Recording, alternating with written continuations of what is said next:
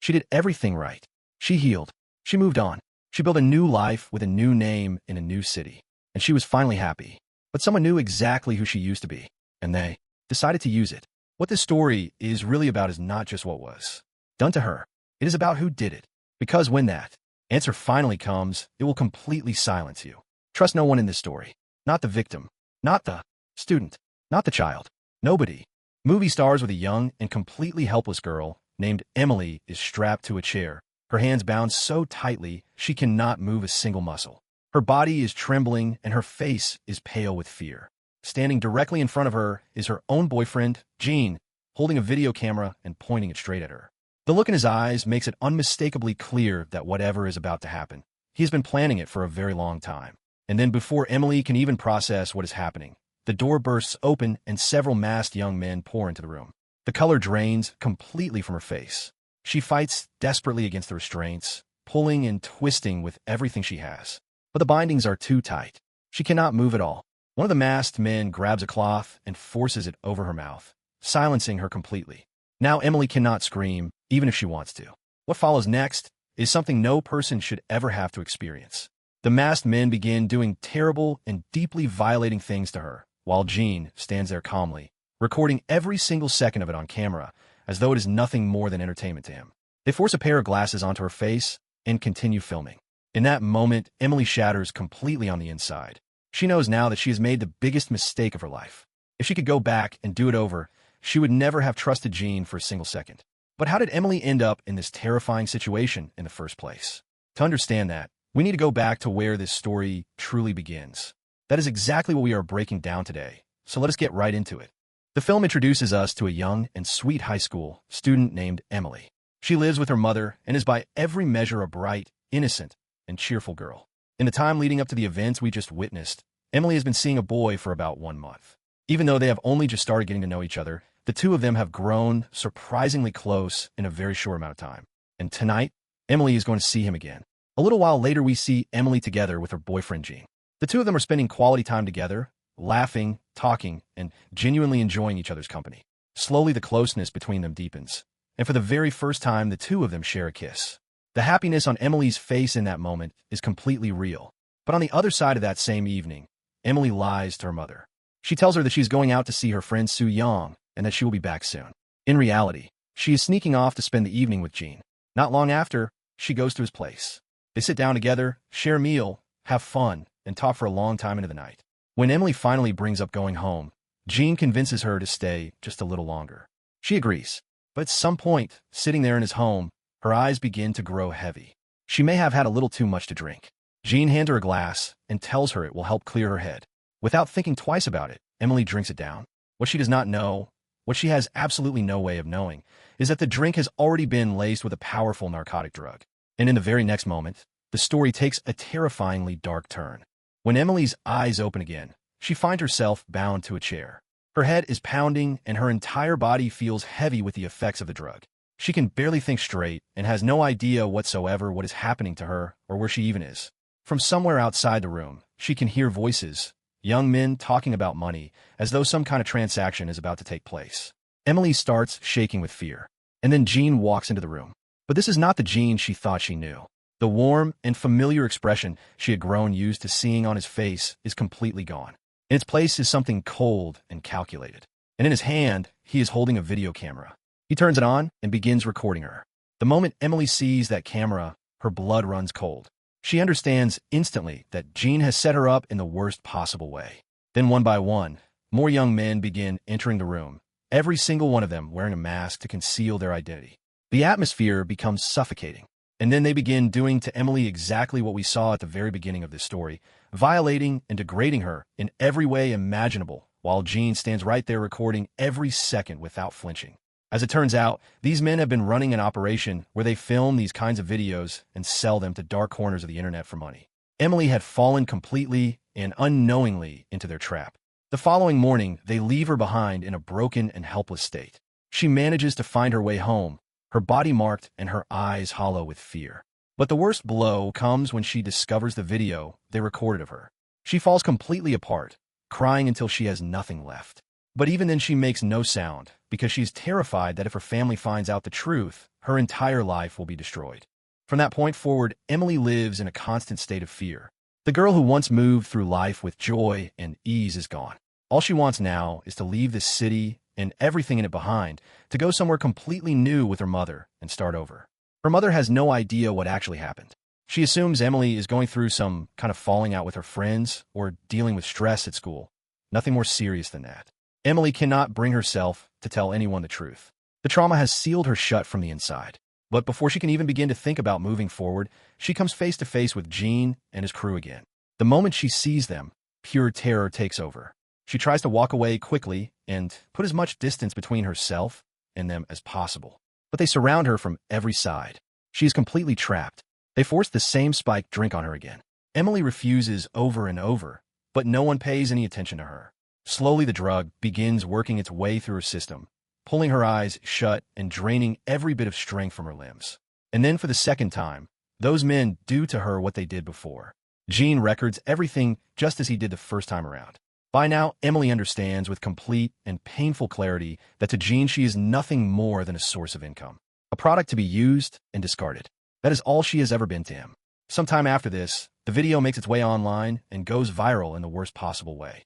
The situation escalates so fast and so completely that it reaches the police. A detective shows up at Emily's home and slowly begins to tell her mother a truth so devastating that the ground crumbles beneath her feet. The detective tells her that Emily's video has been spreading online. Her mother completely falls apart because she had no idea, not even a hint, of the pain her daughter has been carrying alone all this time. Meanwhile, Emily has been crumbling silently under the weight of shame, fear, and unimaginable pain. The detective informs them that he has arrested several suspects in connection with the case. But by now the situation has grown into a massive public scandal. The viral video series goes by the name Maernet, and Emily's video has been spreading across the internet under that name. The entire school is talking about it. Eventually, 5 high school boys are arrested. Gene had sold Emily's video to a dark adult website purely out of greed. While the police managed to apprehend several individuals at the time, the case was never fully resolved. The suspects were young, evidence had gaps, and the machinery of justice fell short. The detective always felt deep down that someone bigger and more dangerous was operating behind the whole operation. But for now, Emily's life has been permanently altered. School, friendships, and everything she once knew have become painful and inescapable memories. Looking at the state Emily and her mother are in, the detective sits down with them and says quietly, "You both need to leave this city. Go somewhere far away and start completely fresh. Staying here means a new source of pain every single day." And so they do. They pack up and leave that place entirely. Then the film jumps forward by a full 10 years. Emily's life looks completely different now. She no longer goes by the name Emily. She is known as Miss Han. Time has slowly chipped away at the darkest corners of her heart, though certain memories from the past still live inside her. But she has rebuilt herself. Miss Han is now a teacher at a school in Seoul, educating young students and living what appears from the outside to be an entirely ordinary and stable life. She is even engaged to be married. For the first time in a very long time, it looks as though she might finally have found the peace she deserves. One day at school, the students find out about Miss Han's engagement and excitedly congratulate her. She learns that her class leader Kim had overheard the news from outside the teacher's room, which makes her smile softly. One evening, Miss Han stays late at school working and talking with her fiancé over the phone. Then her eyes land on something sitting on her desk, a cup of coffee with a small note placed beside it. The note reads, "Congratulations on your new life, from your #1 fan." Miss Han feels a small flicker of confusion, but does not think too much of it. She drinks the coffee and gets back to her work. She has no idea whatsoever that this small and seemingly harmless gesture is about to push her life back into the very darkness she spent 10 years trying to escape. The next morning, the state Miss Han is found in is deeply alarming. It looks as though she spent the entire night unconscious, slumped over her own desk at school. Her class leader Kim finds her and helps her up. She snaps awake in a panic because the morning assembly is already starting. She rushes Kim out of the room, but then her eyes fall on her own wrists. There are deep marks pressed into the skin, the kind left behind when someone has been tied up tightly. A creeping dread begins to move through her. She heads straight to the bathroom, but cannot piece together what happened the previous night. Then her phone buzzes. A new message has arrived. The sender refers to himself only as the Master. Just reading that name sends a deeply unsettling wave of fear through her body. But before she can even begin to process it, the real shock hits. Attached to the message are photographs and a video. And what that video shows is unmistakable. Something was done to her the night before. She had been tied to a chair and recorded in exactly the same way it happened to her years ago when she was still Emily. Her hands begin to shake and her eyes fill with a fear she knows all too well from somewhere deep inside her past. Miss Han goes immediately to the school security guard and requests the CCTV footage from the last 2 days so she can find out exactly what happened the night before. But the guard tells her the surveillance system is currently undergoing maintenance and no footage is available. That answer hits her like a punch, because she now knows with certainty that someone is deliberately erasing every piece of evidence before she can access it. One evening, Miss Han is at dinner with her fiancé and family. On the surface, everything looks perfectly normal. Everyone is laughing and enjoying the meal, and Miss Han is smiling along. But then her phone lights up with a new message. The moment she sees who sent it, every bit of color leaves her face. It is the master again. He asks her deeply personal and invasive questions and demands that she send him a private photograph of herself. Miss Han is consumed with panic. She knows that if she refuses, he may release the old videos to everyone around her. She excuses herself to the bathroom with a quickly invented reason. Standing there alone, with trembling hands, she faces an impossible choice. She does not want to do this, but she has no real way out. Under complete duress, she sends him the photograph he is demanding. It is now unmistakably clear to her that someone is using her past as a weapon to tear apart her present. She goes directly to the same detective who helped her all those years ago and begins asking about Gene, fully convinced that he is the one hiding behind the name Master. The detective takes the situation seriously immediately and contacts a former police officer connected to the original Maernet case for information on Gene. He finds out that Gene is now wanted for multiple crimes. Hearing this makes the fear on Miss Han's face even harder to look at. Throughout all of this, the film keeps returning to a brief but recurring image of a young boy sitting in an internet cafe, always hunched over a computer screen. His father scolds him repeatedly for spending entire days browsing things he should not be looking at. At first, the scene seems completely unrelated and unimportant, easy to overlook. But as the story continues to unfold, it will become devastatingly clear that this boy is connected to everything. Meanwhile, Miss Han is pulled back from her fiancé entirely, ignoring all of his calls and messages. She does not want her past getting anywhere near the future she has been building. Then the master sends her another instruction, this time directing her to go to a storage room inside the school. She goes, reluctantly and with a knot of dread tightening in her chest. When she steps inside, she finds it. The same spiked drug that Gene forced on her all those years ago, sitting right there in front of her. Something deep inside her snaps when she sees it. The rage she has been carrying silently for 10 years comes rushing up to the surface all at once. She grabs the bottle and hurls it as hard as she can against the wall. The next day, while Miss Han is in the middle of teaching class, another message from the master arrives on her phone. It reads, "You will pay for not following my instructions." She barely has time to absorb those words before chaos erupts across the entire classroom. Every student's phone receives a message simultaneously. Attached to it are private photographs of a student named Yang. The class is left in stunned silence. Yang, completely overwhelmed by shame and fear, runs out of the room without a single word. But something about Yang's reaction is slightly off in a way that is difficult to pin down precisely. She is distressed, yes, but she does not seem completely shattered the way someone in that situation normally would be. There is something behind her eyes that feels deliberately held back. A little while later, class leader Kim tells Miss Han that Yang is sitting alone in the park nearby. Miss Han goes to find her immediately. She sits beside her and gently tells Yang that she needs to go to the police and let them help her. Yang pulls back with fear in her voice and says that if this gets out publicly, everyone will know what happened to her. When Miss Han presses her for the full story, Yang shares it with trembling words. She says that a few days earlier she received a message from someone calling himself the Master, instructing her to go to the school storage room. Yang assumed it was a prank, so she went. Inside the room, she found a drink with written instructions telling her to consume it. The moment she drank it, she lost consciousness almost immediately. When she came back around, she found herself surrounded by a group of young men, all wearing masks. Miss Han goes cold listening to this because the pattern is completely identical to what happened to her as a teenage girl. The same setup, the same method, the same cruelty. This operation was still running. Only this time the target was someone new. When Miss Han gets home that evening, she finds her fiancé waiting at the door. He wants to know why she has gone silent on all of his calls and messages. After a long pause, Miss Han tells him only that a student of hers had a private video leaked. What her fiancé says next stops her completely in her tracks. Without a moment of compassion or hesitation, her fiancé says that whatever happened was probably that girl's own fault. He goes further and says that if a video like that exists, she must have been willing. And now that it has been shared, She is just playing the victim to cover herself. Hearing this from a man she was planning to marry devastates Miss Han in a way that cuts all the way down to her core. Because in that moment, she remembers with perfect and painful clarity that people used to say those exact same things about her. She looks at him quietly and asks, "So what do you think she should do now?" He answers in a flat and cold voice that there is nothing left for a girl like that. She should just stop living. Those words land on Miss Han like a physical blow. She now understands that if her fiancé ever learned about her past, he would look at her with that exact same contempt. The next day, Miss Han meets with Yang again. Yang turns to her and asks, "If you were in my position, what would you do?" Miss Han is quiet for a moment. Then she says softly that she would try to hide it all and deny that the girl in the video was even her. Yang immediately looks up and says firmly, "I am not a coward. Denying it will not change what actually happened." Miss Han has no answer to that, because somewhere in those words, Yang has just said the exact truth that Miss Han herself has been running from for 10 full years. Around this same time, Miss Han begins to feel a growing suspicion about Kim. She had seen him and Yang arguing intensely before, and what struck her most was that Kim seemed genuinely afraid of Yang. She brings this up when she next meets with Yang and asks about their relationship. Yang slowly begins to reveal the full and complicated truth. Yang tells her that about a year ago, she was the one who first approached Kim and asked him out. They began a relationship.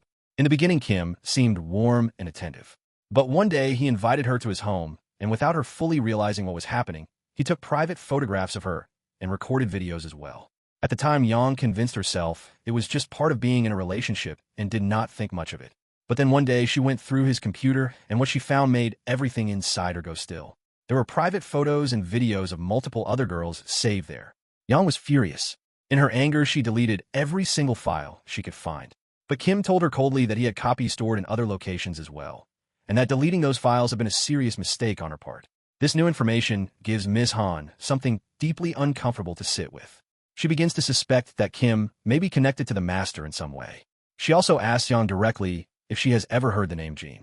Yang says she has never heard that name before in her life. Miss Han takes note of that. She has now completely cut off contact with her fiancé. After hearing the way he thinks, she no longer wants anything to do with him. She calls the detective right away and tells him that Jean is the only name going through her mind. The detective tells her that police have been searching for Jean for a long time without success.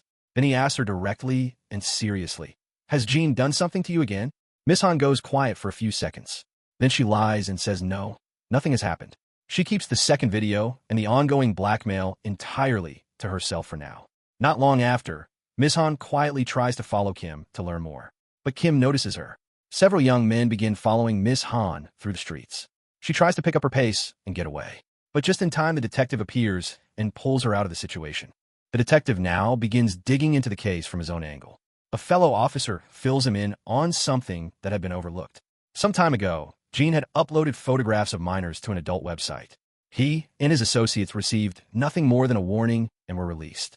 But the officers involved were always convinced that a larger mastermind was operating invisibly behind the entire operation.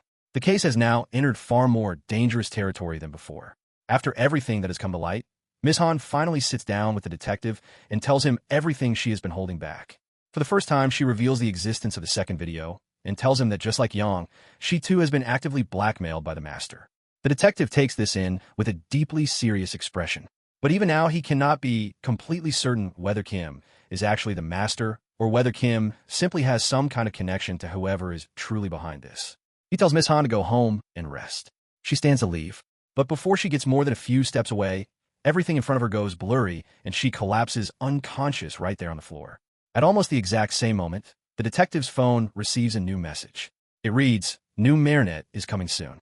Reading those words changes the expression on his face entirely. He brings Miss Han safely home. But the moment she walks through the door, devastating news is waiting for her. Yang has been kidnapped. And then her phone buzzes again. Another message from the master.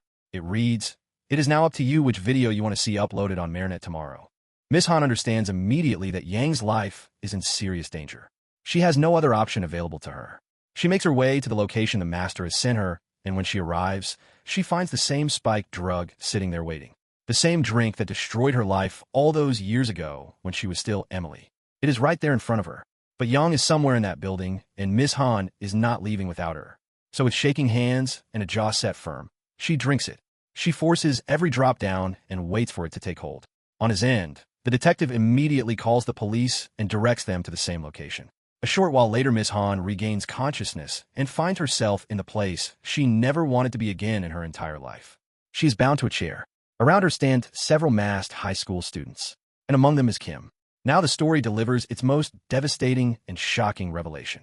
The girl who has been presented to us all along as a victim, the one everyone, including Miss Han, was trying to protect and help, is not a victim at all. Yang is the one who orchestrated this entire operation from the very beginning. She was the director of everything that was done to Miss Han. She did it entirely for money. Kim was nothing more than a tool in her hands. Yang had filmed a private video of Kim as well and had been using that footage to blackmail him into doing whatever she needed. Kim had no real choice in any of it. The walls had been built around him before he even understood what was happening. And then one more layer of the truth surfaces. It comes out that Kim had previously been arrested for uploading this kind of content before, which means this criminal activity has been going on around him for a significant amount of time. Yang knew exactly who Miss Han truly was. She had done her research and discovered that Miss Han was the same young girl from the original Maernet videos that went viral across the internet years ago. Armed with that knowledge and motivated entirely by greed, Yang had decided to run the same dark operation all over again, this time targeting Miss Han specifically. She was carrying all of this out under the master's instructions. But the most chilling detail of all is that even Yang herself had no idea who the master actually was. She had never seen his face or learned his real identity. At that moment, the detective arrives at the location. But before he can act, the students overpower him and restrain him as well. For a brief and terrible moment, it seems like there is no way out for anyone. But then from outside, the sound of police vehicles fills the air. The entire building has been surrounded. Officers pour inside and arrest every student present. During the investigation that follows, Yang's phone is examined and the master's contact number is recovered from it. Police immediately trace it to a physical address and move there fast. But the moment the man at that address sees police approaching, he runs. He is caught, but as they bring him in, he keeps repeating the same thing over and over. I am not the master. I am not the master. The police are not convinced. Then an officer dials the master's number directly, and the phone does not ring in the hands of the man they just caught. Instead, the ringing sound comes from somewhere else entirely, from inside another room in the same building. The detective and Miss Han follow the sound and push open the door. What they find inside stops them both completely still. The room is packed with computers, coding books, and materials clearly connected to hacking and the dark web. Multiple adult websites are open across the screens. And sitting right there in that room, ringing with the incoming call, is the phone belonging to the boy who has appeared throughout this entire story. The same child who was always hunched over a screen at the internet cafe while his father scolded him for spending too much time online. The actual master was not a dangerous adult criminal with an extensive record. He was a child, a boy so deeply buried in the world of the internet and the dark web that he had completely lost the ability to distinguish between a screen and real life, between a game and a human being. To him, this was all just a game. He felt nothing for any of the people whose lives he was methodically destroying. And perhaps the most chilling detail of all is that his father had absolutely no idea any of this was happening right there in their home. Because of his age, the law prevented the court from issuing a serious punishment. And for the same reason, the other students who were arrested also faced very limited legal consequences. Then comes one final piece of devastating news. Kim is gone. Under the crushing weight of public shame, relentless media attention, and being despised by everyone around him, he could not hold on any longer. He took his own life. In the final scene of the film, the detective sits with Miss Han and says to her quietly, I hope that the next time we meet, it is not under circumstances like these. Miss Han looks at him and offers a small and gentle smile. And on that quiet and deeply weighted note, the film comes to a close. Let us know in the comments below. If you enjoyed this video, please like it, share it, and subscribe to the channel. Hit that bell icon so you never miss any of our upcoming videos. See you in the next one. Till then, bye-bye, take care.